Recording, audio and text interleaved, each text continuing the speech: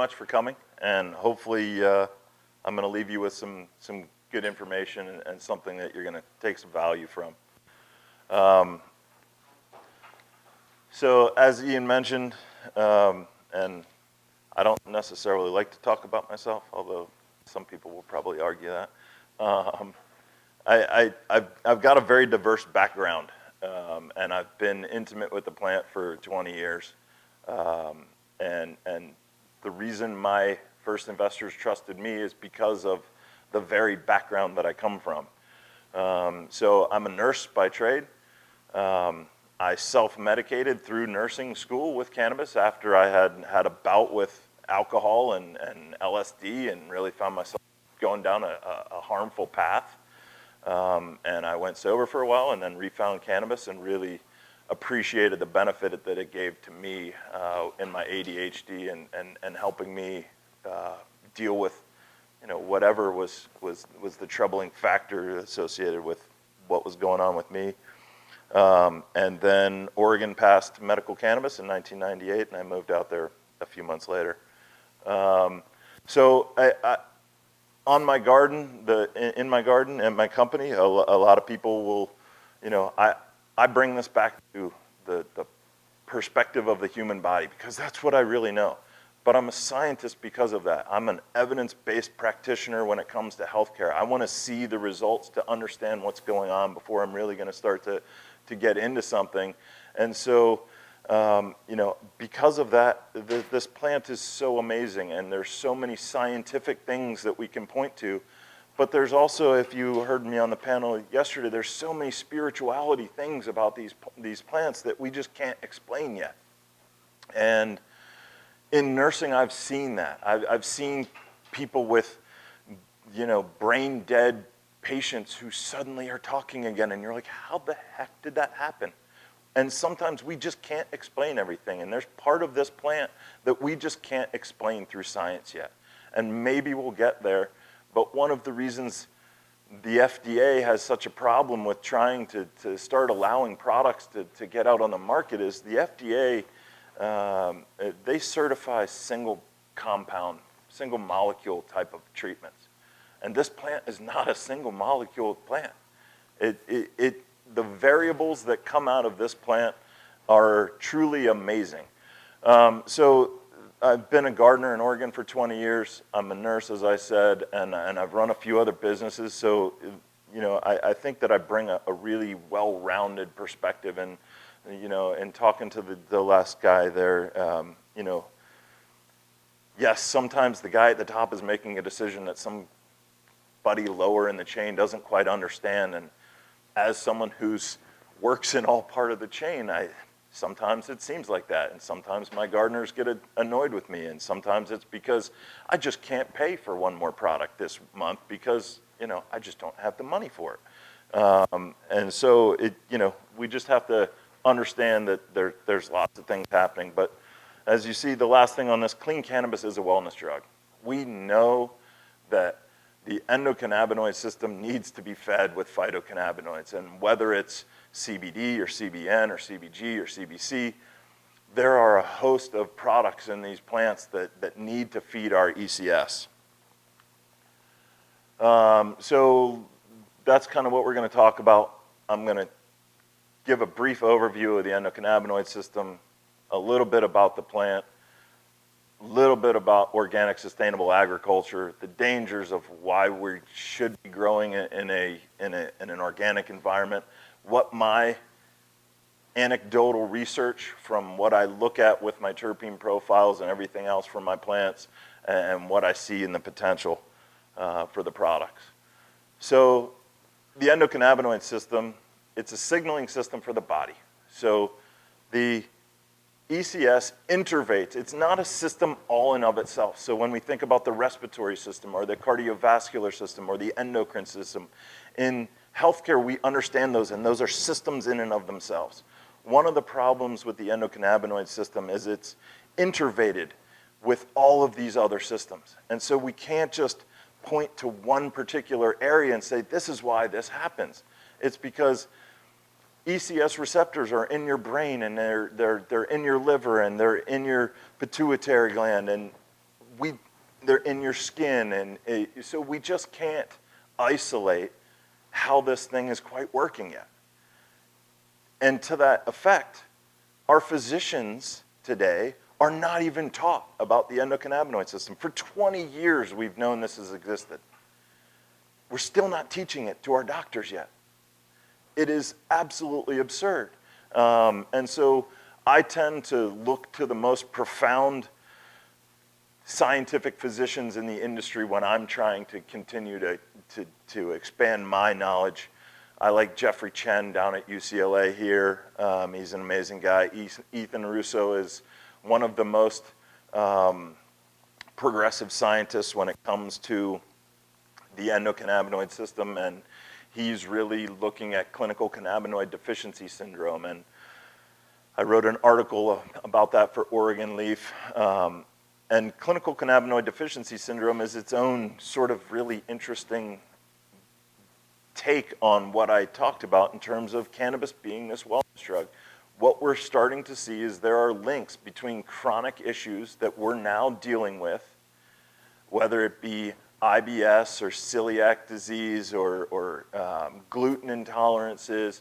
We're seeing both a correlation between glyphosate as well as cannabinoid deficiencies. And so cannabis is a wellness drug. You used to take in cannabinoids that you weren't even aware of. So a lot of grains that we used to feed to cows and chickens were hemp-based grains. And so you were actually ingesting cannabinoids without even knowing it.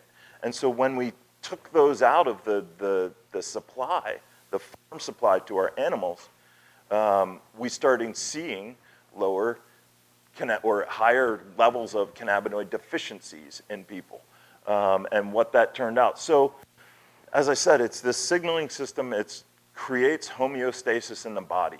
So it helps regulate your blood pressure. It helps regulate your temperature, but not through the parasympathetic or the sympathetic nervous system normal channels. It's saying it's activating these other cells over in this part of your body because it's getting this receptive site over here.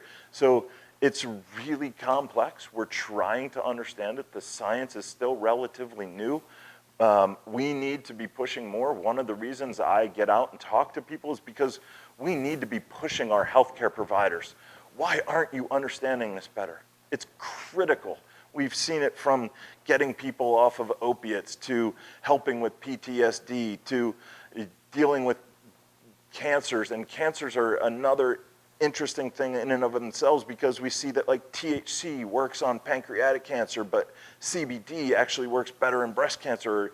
These various sort of, the way the compounds are used and the way they're effective is really quite fascinating. And the more we understand, the more we realize we don't understand. So that's kind of it on the ECS. But there's a lot of people that don't even know you have this system in your body yet. And in case, real quickly, for anybody who doesn't understand it, and it's written up here, endogenous means your body's producing that. So the reason why when I take a drug screen on you after you've been in a car accident, we allow for a certain level of THC in your bloodstream. And the reason for that is anandamide, which is the endocannabinoid to THC as a phytocannabinoid, that's showing up in your bloodstream. Your body's producing THC or anandamide, which mimics the phytocannabinoid of THC or vice versa, depending on how you want to look at it. So your body's producing these chemicals, and when you're not feeding the system, they're not producing these chemicals as they should. So a little bit about the plant then. So one of the first things I like to make sure everybody is clear on is a little bit of verbiage and nomenclature can be confusing. Hemp and cannabis are the same plant. Cannabis sativa L. The government simply created the term hemp to be able to classify high CBD strains from high THC strains. So let's just always understand that no matter what you're talking about, whether it's hemp or cannabis, it is cannabis. And the cannabinoids are the same. It's just we've got high THC versus high CBD. Sativa indica ruderalis, the species of the genus cannabis. And as we know, there's certain kind of qualities associated to sativa plants versus indica plants. Ruderalis typically are your auto-flowering plants. And what you see in these is you kind of get a classic picture of present cannabinoids and present terpene profiles in both of those sorts of genetics. And then terpenes, there's a lot of other things. There's the flavonoids and stuff that are also in plants, but terpenes are really interesting, and we're starting to actually understand that science. And what we know about terpenes are, terpenes actually modify the receptor site of either the molecule or the receptor site itself. So a THC molecule that's combined with a myrcene terpene now maybe actually adheres to a CBN site in your receptor system. So with 114-ish known cannabinoids and 40-ish known terpenes, you can see the exponential nature of how many different combinations are going on in this body and why it's so complex to try and understand how the ECS is working, because there is such variability in plants. In my rooms, I can have a plant at the corner that's maybe not getting as much light, or I can have a plant out here that's getting more air. All of these sort of physiological stresses in the environment cause different terpene to cannabinoid ratios in your plant. So even though I could have 50 plants from all the same two mothers, I'm getting not one complete individualized plant, I'm getting a base profile of what's all there. But it makes doing scientific research difficult. So as this conference mostly has been about is organic and sustainable agriculture. And one of the things that I'm a huge proponent of is sustainability in organics. And the reason is because it's clear. One, we know that these chemicals are dangerous, but I know that my plants respond to how you grow it. And the more love you put into that plant, the more interesting it turns out. And this is where it's hard for my science brain, who likes to work in an evidence-based kind of mindset. There's this underlying mystical power of this plant that you just don't understand. But it's real. And so what my goal is to cultivate plants in the most sustainable, close to Mother Nature kind of environment that I can. So that's using sunlight whenever possible. That's growing in soil, microbial living soils. I'm not dumping chemicals on my plants. I don't even like to put nutrients on my plants because I feel like that's pushing the plant to do what I want to do, not what it wants to do on its own. And so I call myself an organic minimalist. I have basically a water-only technique. If I see obvious issues towards the end of a plant's life, I'll maybe boost it with some compost teas or some other natural or organic compounds. But for the most part, I'm gonna let that plant do what it wants in a healthy environment. I'm a keep it simple, stupid kind of guy. Good water, good soil, good air, good light. Let the plant do its thing. And most gardeners, if you get somebody who's honest at a garden store and you ask them, hey, what nutrient line should I use? Most of them will tell you, you really don't need this shit. This is another way for somebody else to make money off of gardening. And so if that's the case, and I can see in my plants they look healthy, why should I be adding it just so I can get a more productive plant? Because what we're doing there is we're pushing that plant to be productive in ways that the plant doesn't otherwise want to be. So whether that's I want 2 pounds per plant instead of 1 pound per plant, or I want 30% THC, what I oftentimes see in those 30% THC plants is the rest of their cannabinoid profile is completely bland. And as we get further along, we'll start to understand how and why that's so important. But as I've alluded to in the endocannabinoid system, that endocannabinoid system wants to be fed by all of those cannabinoids, not just THC. And so We have to be aware, what are we trying to force the plant to do by adding nutrients that most gardening stores, if you got an honest guy, will tell you you don't need anyway. Water. We were just having a little bit of a discussion about water use. Blue-green algae is a massive problem, especially in Florida right now. And even the Republican conservatives who wanted to deny climate change and that Monsanto was a great company and look how great they grew plants, they're realizing now what a real problem it is for them. And as you heard on our panel yesterday, an organic nutrient needs something to break it down, whereas a synthetic is going to go right through the system. And so these environmental problems that we're seeing oftentimes are related to really poor agricultural practices. And we only have one planet, and we need to figure out ways that we can treat it better. But not only that, from a sustainable perspective, I save on my water costs by not overwatering.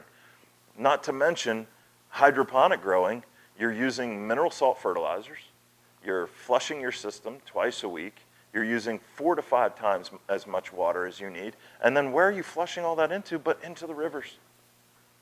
So from a sustainability standpoint, you're better to the planet.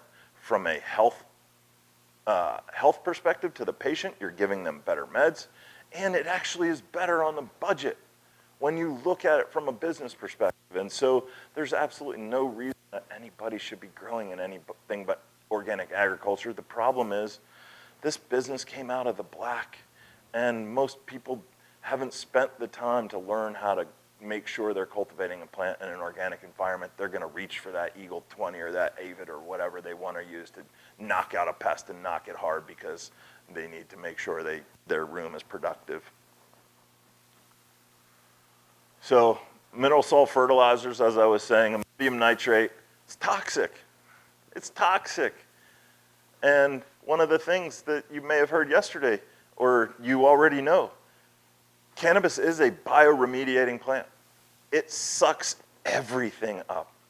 And so one of the things I mentioned yesterday, they're using cannabis, or hemp as we have to call it because it's low THC, they're using hemp outside Fukushima to take radiation out of the soil. But think about that for a moment. Radiation is odorless, colorless, and tasteless. What if somebody's shipping that hemp from Japan through China to the US to be used in your creams? And it's one of the reasons why we push so hard on, we have to start with traceability with hemp as well. Hemp is just as important in terms of how we're using it in the body as cannabis is, and we spend a lot of money regulating the cannabis industry to make sure there's not harmful things in products, but we're not doing that on hemp side yet. So if we know that this is a bioremediating plant, we know that these chemicals are toxic for humans, why the hell would we be putting it on our plants? We know that plant's taking it up. We know that that plant's getting cut down, dried, put into somebody's bowl. They're combusting it up, which we know causes a whole nother chain of chemical reactions that are detrimental to the body. So we just have to get away from using mineral salt fertilizers. I know it's a hard thing to think about, but mostly these mineral salt fertilizers are to make ag companies rich. Glyphosate. I mentioned this yesterday too, in 2015. European Union banned glyphosate as a carcinogen. That same year, the United States allowed double the concentration. Somebody explain to me why that's okay. Because I sure as hell don't understand it, other than it's a profit motive for somebody who makes a lot of money off of feeding us their harmful chemicals. But as I mentioned with clinical cannabinoid deficiency syndrome and some of those linkages between chronic illnesses that we're looking at today, a lot of those are very similar. Bowel diseases, autism could be related to glyphosate. genetic malformations and hormone irregularities. We see it all the time now in our fish, all the time. We're seeing all kinds of crazy fish being pulled out of water that is flooded with agricultural runoff with mineral salts and glyphosate.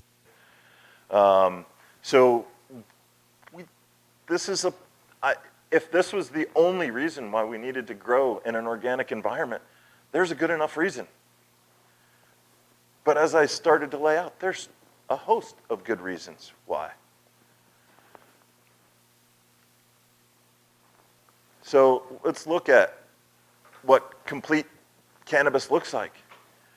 These are just kind of the cannabinoids that we really start to understand right now, and how they're being utilized to treat various illnesses. You can see then why a plant product with a very broad cannabinoid profile is going to be the most effective medicine. Because no matter what you're going to use it for, if your plant product contains all of those cannabinoids, you're going to be getting all of that benefit. So what I consistently see, though, is people who are forcing plants to be productive in a certain phase. And so they're trying to force that THC number. They're trying to force that plant to be productive on weight, when what that plant wants to do is actually develop all these other chemicals. So we have to look at what's important to us. I like to point out CBG. It's the kind of the base molecule to forming CBD and THC. A kilo of CBG is $55,000. Kilo of CBD, about $3. Whoa, what the heck just happened there? Something died. Oh, there it goes. There are clear linkages between how all of these compounds work synergistically. We have to understand more of the plant, but it's clearly why I will take a 14% THC with a 3% CBD with a 0.2% CBG over a 30% THC any day. And the reason is because when you start to hit these receptor sites in the ECS, you're also getting these terpene effects. So this is a broad terpene spectrum from what I've seen. You want to see that rainbow effect, just like you want to see the rainbow effect in the cannabinoid compounds. Because the more of these combinations I can have affecting, the more receptor sites in your ECS I'm hitting. And so regardless of if it's a 12% THC, you're going to get an amazing effect. One of my plants routinely comes out 14% THC. And unfortunately in the Oregon market, nobody wants that shit. I mean, I work hard to sell a 14% THC pound for $400. It's ridiculous. But I can smoke that stuff and I'll miss my exit on the highway because I'm so off in la la land. So maximizing that therapeutic potential, that entourage synergistic effect, how all of these products are working together. I'd like to point out a couple of things that we know about CBD. CBD potentiates the action of THC. Cannabis is a biphasic drug, which means the drug has an onset, and the higher the dose, the more benefit you get. Then you get a plateau. And then actually, as you consume more, you get less benefit. It's sometimes referred to as smoking yourself sober. It's actually a drug that works that way. And what an amazing plant that it actually self-regulates itself so that stupid human beings can't overdose on it. And the reason we've never seen an overdose death from somebody on cannabis is because it regulates itself so that you don't do that. Amazing. And that's part of the miraculous nature about this plant that we just can't put in a scientific box. So CBD elongates the half-life of THC and also reduces the highs and lows. And so I really like 1-to-1 products, 5-to-1 products where I'm getting that nice CBD benefit, because I don't like getting smashed stoned and then falling like a rock and be like, okay, now I'm gonna go to bed. I'm an active guy. I work almost 12 hours a day. I need something to feed my cannabinoid system, but something that I can still stay on track and get up and speak to people or go talk to my lawyer or go meet with this OLCC official or whatever. And so I really like, I can't stress enough making sure that CBD is a part of whatever other THC regime you're in or using. So, endocannabinoid system, modulating system for the body, binding to all of those cannabinoids that are in the plant, binding to all of those modified cannabinoids by the terpenes in the plant. Then you're layering in flavonoids and all of these other microchemical compounds that are having this effect on the cannabis. Feed ECS healthy, clean cannabis, making sure that we respect the plant, the planet, and the patient. And I say patient universally because this is literally a wellness drug to me. I believe that everybody, unless you have an actual documented allergy to some part of it, should be ingesting cannabinoids in some form. And you can get those in very safe, non-intoxicating forms. Clarify one thing, please don't call CBD non-psychoactive. CBD is most certainly psychoactive. The reason it gets rid of your anxiety is because it's psychoactive. The reason it gets rid of your pain is psychoactive. Call it non-intoxicating. It is a non-intoxicating substance, but it is most certainly psychoactive. Cannabinoids, we need them. Your body's producing them. Stay away from your mineral salt fertilizers. They're toxic. Stay away from your chemical pesticides. They will kill you. Whole plant medicine. I don't mind the fact that most CBD products on the market today are made from an isolate, but I can tell you that isolate doesn't work as well as full plant. We have to be limited somewhat because as you extract hemp, you concentrate THC. Most of the time, the way you get around that is you isolate that CBD. What we have to do is look for ways to bring down the THC level rather than just pull the CBD out, because you're gonna get a much better, more fully balanced product if you can stick with a whole plant product. Broad cannabinoid profiles, I explained why. You know, your ECS is this complex channel of 114 times 140 or times 40 at minimum receptor sites in your body.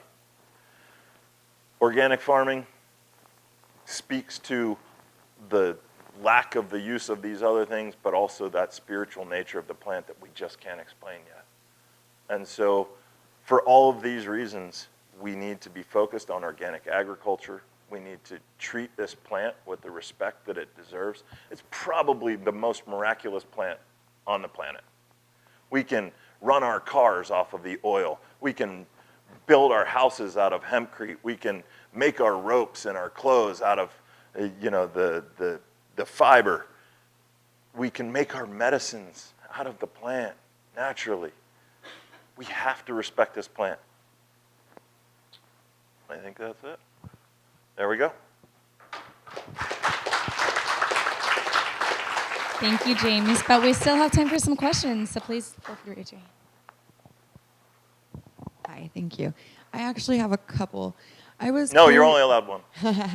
I was curious about the mineral salt fertilizer and glyphosates. In Oregon, we hear a lot of talk about cannabis hypermesis. I've had a few friends diagnosed with it to the point that they've actually stopped using cannabis despite my protesting. Can you talk about your opinions on that? I haven't heard them, so I am curious, and kind of why the medical profession isn't understanding what is really happening.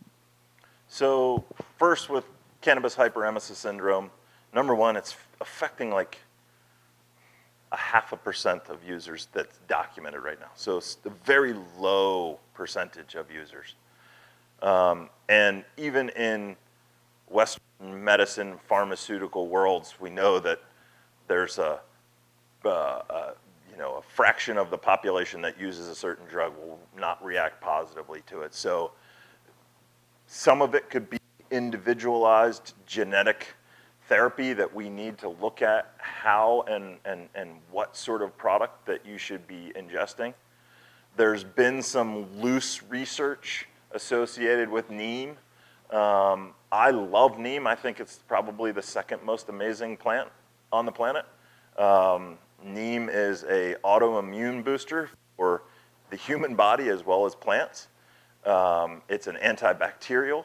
The uses for neem are extensive as well, and I tend to think if there is a correlation to neem, it's probably more the misuse of the product at a time that's you don't want it. So maybe spraying that day before you're going to harvest, because neem, if you're getting a 100% neem, is an organic product. So there are people who would spray their plants the day before harvest. So beyond that, we don't have enough information. There's not enough documentation. I mean, when we do medical trials in healthcare, we're looking at study populations of 5 to 50,000. I know of about 6 people who have actually demonstrated true CHS, and 6 people is a minuscule population. Trying to identify the variables that are all the same in what's going on in their particular case is extremely difficult. So with it, I suggest a massive clean. So But you don't think it's the glyphosates or the minerals like it that? certainly could be. I don't know. I think Most of the time, all of the harmful reactions to cannabis, I usually attribute to adulterated products. And so that's one of the reasons why the first thing I tell to patients or consumers is, I don't care what strain you do, how your ingestion method is, know where the hell that farm or where that original product came from. Okay. And then hopefully you'll with cannabis, you can at least see the chain of custody in that product, so I can actually know, okay, it came from that farm, and I know how those guys grow. It went through that processor. I know how they process, and then it ended up in my hand. Okay, I can trace that. With CBD, there's no telling. You can get a COA that tells you where the plant material came from, but I've seen people run stuff and it really didn't come from that COA, but they're happy to provide that COA, and so. That's true. Thank you. And then also, you touched on something briefly that I just learned and am truly fascinated about, which was the CBD in breast cancer. Until a few days ago, I was a firm believer that it was high THC, apoptosis, kill the cancers. A friend popped up on my Facebook and was like, I have breast cancer, you are wrong. We're treating high CBD and I am healing now. And I had to apologize and learn for a moment, and then you touched on it briefly. So how long have we known this, and how can we get that information into our community so that we can help people better? What are we calling known? Most healthcare demands an actual study. That's not happening, right? So we're using at best anecdotal observational research, and we're seeing it certainly.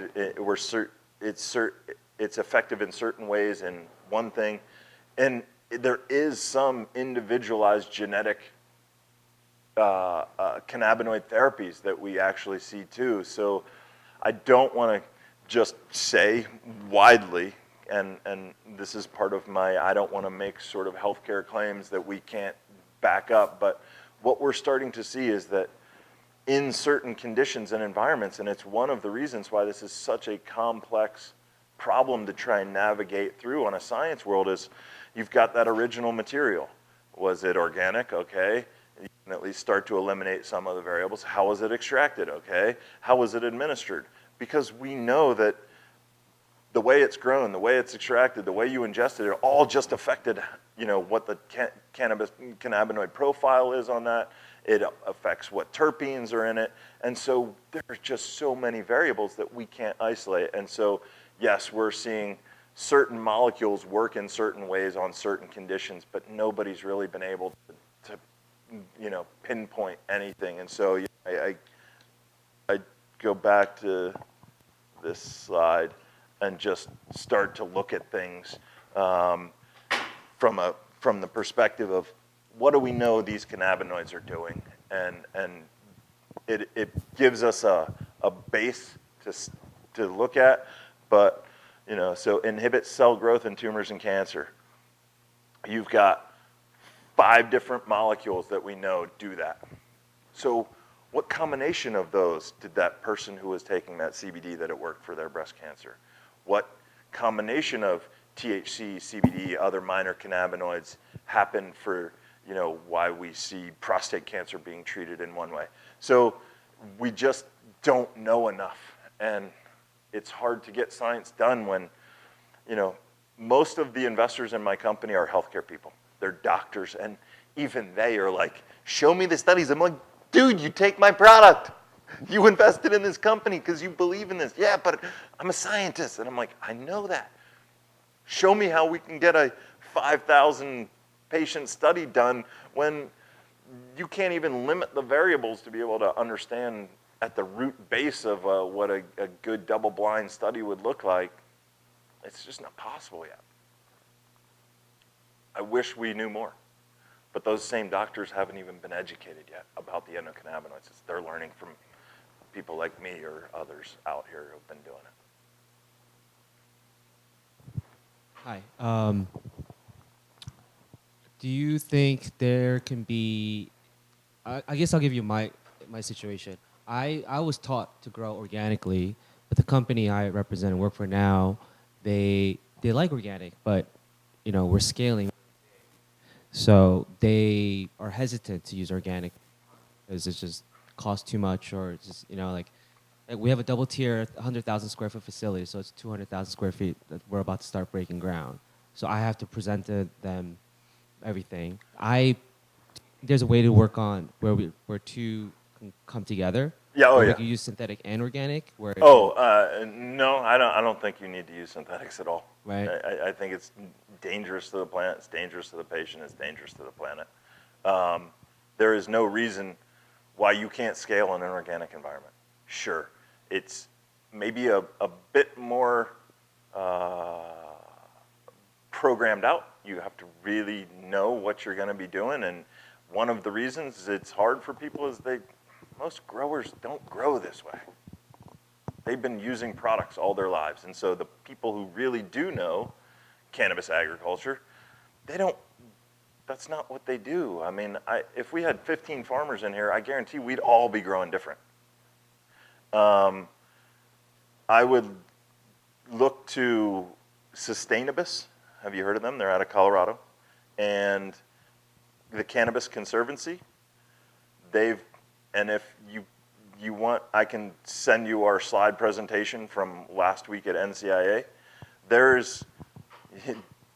are clear ways that show using sustainability in organic agriculture can actually save the company money if done right.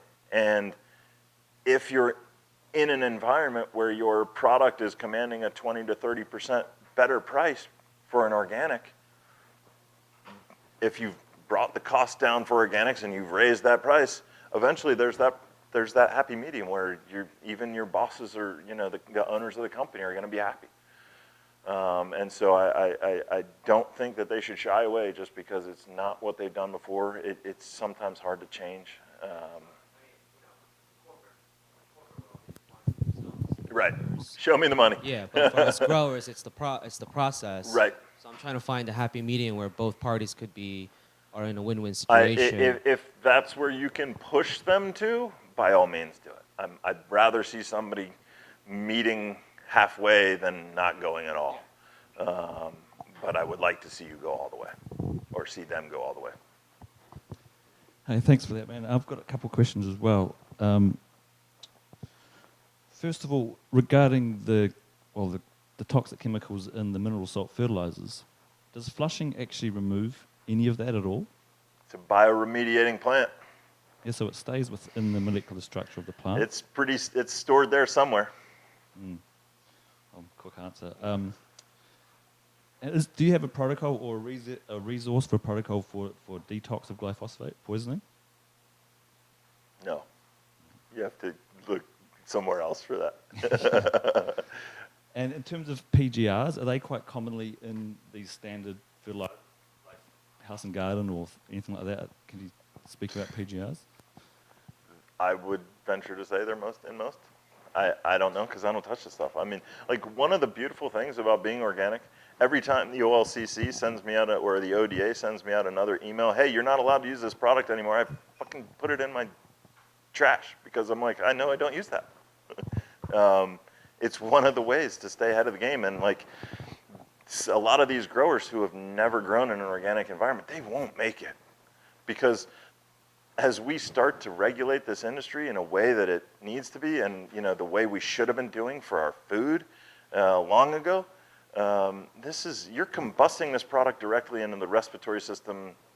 Right now, it's about 60 to 70% of the consumption is still respiratory ingestion, either through flour or vaped oils. That's a direct line into your bloodstream. So we have to be conscious about how we're treating these plants, and the further this plant gets along, the more regulated it's going to be. Does it mean that the Monsantos of the world or the Walmarts of the world or who's ever selling their cheap weed isn't going to be using fertilizers because that's what they think grows the best productivity? No, there's still going to be that, but that's why I tell patients and consumers, know the farm where this is coming from first. And if it's not coming from someplace you'd want your products coming from, don't take it.